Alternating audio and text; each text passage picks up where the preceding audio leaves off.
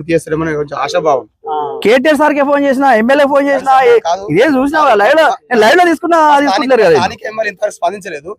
మరి ఇది మన సీఎం సార్ దగ్గర పోతే వాళ్ళు స్పందించాలి. దీని వల్ల పూను కొట్టరు వచ్చేందుకు ఆశాభావం అంత నుంచి ఇంకేం లేదు. మరి ఎమ్మెల్యే పడుచుకోవట్లేదు కదా.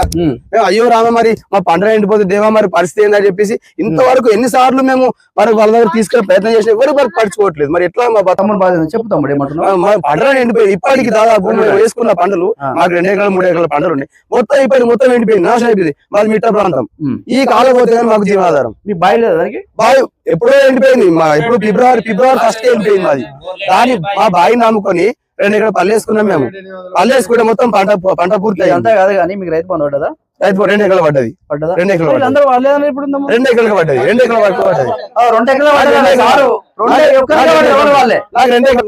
ఎకరాలు పడ్డది. ఇంకొక ఎకరం మళ్ళీ లేదు. 2 ఎకరాలు ఇంత మందిరా ఒక్క ఈ రైతే ఒకటి మాత్రం రైతన్న మాత్రం 2 ఎకరాలు పడ్డదట. 3 ఎకరాలు ఉందా? 3 ఎకరాలు 2 ఎకరాలు పడ్డది. ఒక్కరికి మాత్రం న్యాయం చేసిండు సారు. 2 ఎకరాలు పడ్డది. విషయం అంటే మా మిట్ట ప్రాంతం దాదాపు మాకు ఈ కాలువ పోతే మా జీవనాధారం. ఇది కాలువ లేకపోతే అసలు జీవనాధారం లేదు. మరి ఇప్పుడు రైతు బంధు కాదు కానీ ఇప్పుడు సమస్య వచ్చిందని అన్ని కలిపి మాట్లాడినాం అన్న. ఒక నిమిషం ఆగు. వాస్తవానికి రైతు అంటేనే అన్ని మాట్లాడదాం.